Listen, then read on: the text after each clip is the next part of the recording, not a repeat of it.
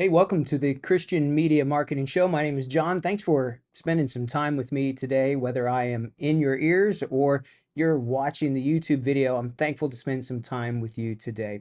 Today's episode, we're going to start into a few weeks of some psychology of marketing. We're going to look at some things that I think are little things that can make sometimes a big difference. Now, I'll give you some reasoning behind why this is.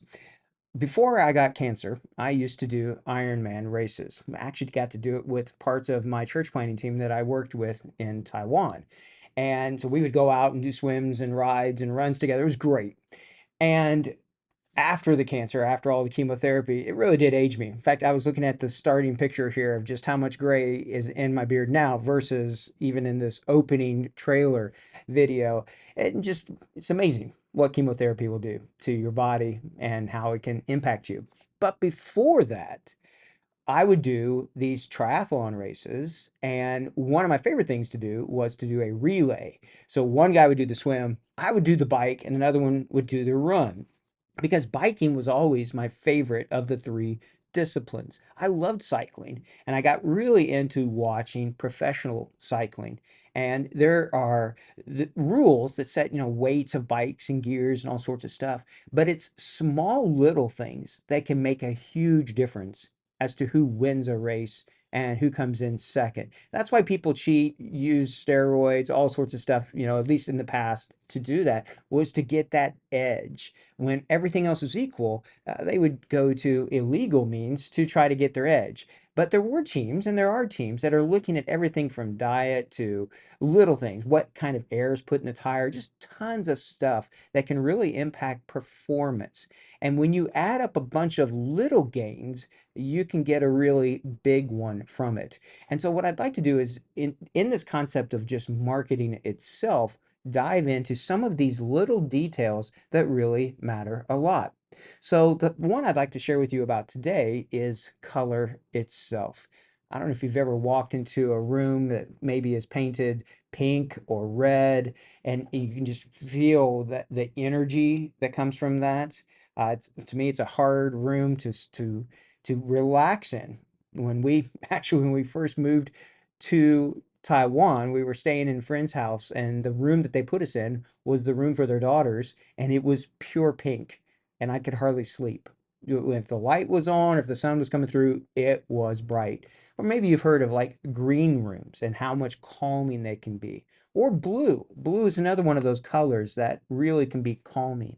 So when it comes to color on your website, on your logo, in your marketing, anything that you do, if it's facing those who you're trying to reach, color can make a big impact on it.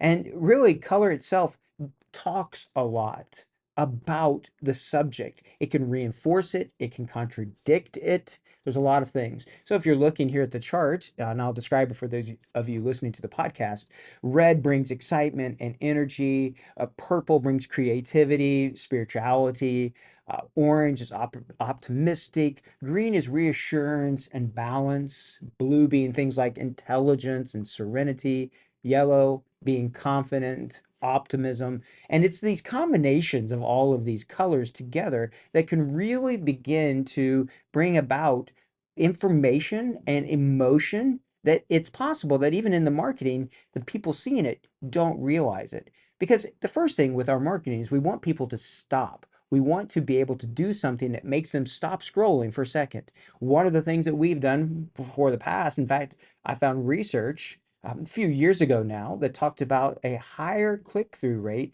when the color yellow was used specifically on Facebook ads. Now, the reason why I think that is because Facebook is predominantly blue. So yellow is a very complementary color. It stands out to it. But there's times when even just the lack of color is used. There are times when we'll put a picture that's black and white because it stands out against all of the color.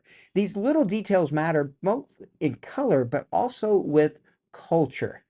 When you start to think about where you're running your ads, the color itself can impact what you want to communicate. So in the Middle Eastern region, green has certain connotations to it. In Asia, red has a certain connotation to it. We loved red envelopes during the Christmas and Chinese New Year time. And so this chart here is showing that there's certain colors that give across usually certain cultural aspects, but you have to be very careful about your culture. Be thinking about the culture where you're going to be running your marketing and your ads, your logos, all of those things. So whether it be black with power, white with hope and simplicity, red with love, the purple with royalty. We can see that even in the Bible where it's talked about there, green with life and growth, all sorts of things. Color itself can really make a difference. All of these things are a big part of what it is when we're trying to communicate something. It's those little things that bring up the biggest part to it. So let me bring up some ideas of things that you can do. Well, there's color theory itself. And so certain colors are warmer and some go to cold. I would say keep it very simple and keep it consistent. Other things that you can do are just check out what your competitors are doing, see the color schemes, see their logos, even check out content that you like or your persona, those who you're trying to reach. What do they like? I'll give you another example of this.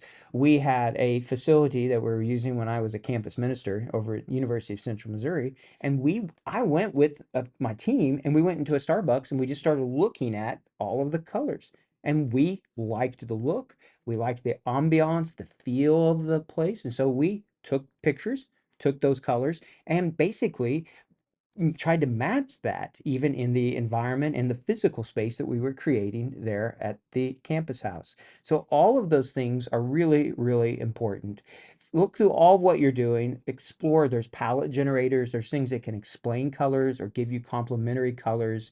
If anything else, keep it consistent. Go with monochrome.